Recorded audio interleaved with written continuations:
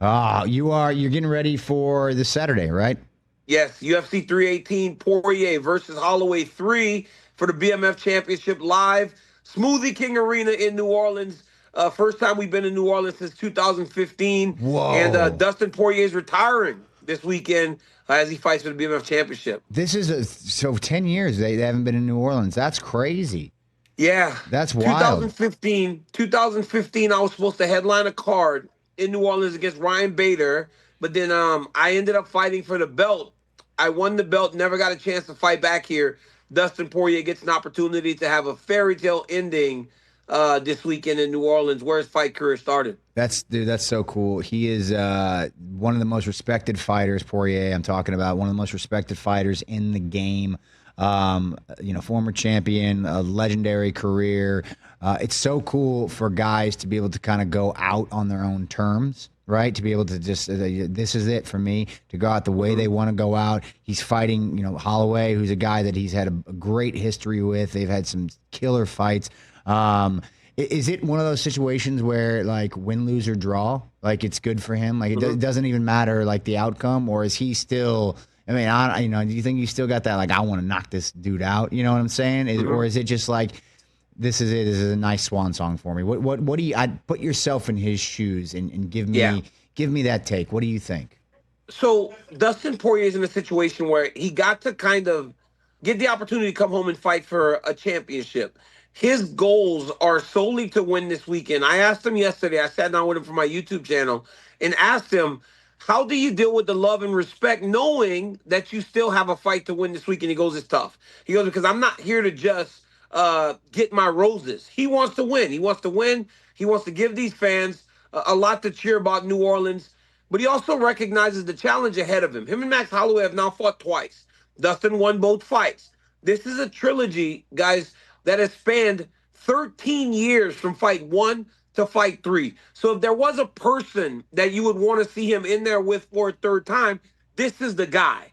But unfortunately, it's a very difficult fight because Max Holloway is a guy that holds the BMF championship and is still one of the greatest fighters in the world, with the idea that he's going to continue.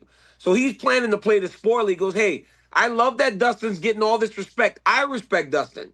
Unfortunately, I got to play the spoiler by coming into Louisiana and getting the job done. So hats off to Dustin, love and care for him, but he doesn't get that fairy tale that so few get in mixed martial arts. Yeah, that's very interesting. That's an interesting dynamic you bring up because Max is still in the game. Like, Yep. Dustin's going, hey, I'm out after this, I'm done, but Max is still in the game, so he's got a little bit extra on his plate. Like, he wants to be able to move up in the rankings. He wants to be a champion, not just a BMF. He wants the title. He wants the main title. Yep. So that's a very interesting dynamic. I'm curious to see how that plays out from a motivation standpoint.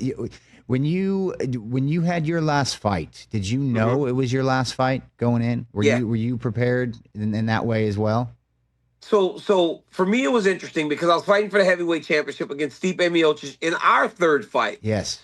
I said that I was done before. Had I won, I don't know that they would have let me be done. Dana even today says that he thought I walked away so fast. I was like, boss, I was 41 years old fighting for the heavyweight title. I was done. It was like I barely got through my last training camp to get to the fight with Miocic. And you remember, it was right in the heart of COVID. The world was changing. I built a gym in my garage to do my final training camp. It was a weird time that I retired, but I also knew that I was pretty much done physically. I think Stipe just beating me allowed for me to have the opportunity to walk away. Because the one thing that, if Dana believed that I wasn't done yet, they would have tried to convince me with a lot of zeros to do it again. And me being a guy that come from no zeros, I probably would have said yes. That's fair. So have you ever, you were at peace. You were ready for it. Yes. You were like, this is it. I'm good. I'm out. I'm going to go be with my family and do my thing. Yep. So I was at peace with it, knowing that I was done.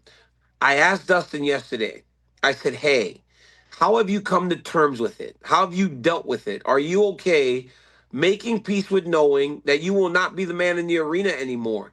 And he gave me this thoughtful answer, man. He said, I don't know that I have done that yet. And it was very sad. It was very sad because he was he knows that he's done. And his daughter wrote him this great letter. Dad, I'm so happy you're done with fighting. And he's having a son this year. And I said, have you come to terms? And he goes, I don't know that I've done that yet. And I could see in his eyes, it was like a little emotional because he's letting go of something that's defined him the entirety of his adult life, right? He's done fighting longer in his life than he hasn't. Yeah. So for him, it's going to be, the end of a career is like a death. And I don't know that Dustin's taken an opportunity to process that yet. Dude, when you said that about his daughter writing him a letter saying that she's happy, you almost got me. I almost, I felt that. I got the goosebumps, man. I almost had a couple tears. That almost got me. What happened to me? I'm a dad now. This happened.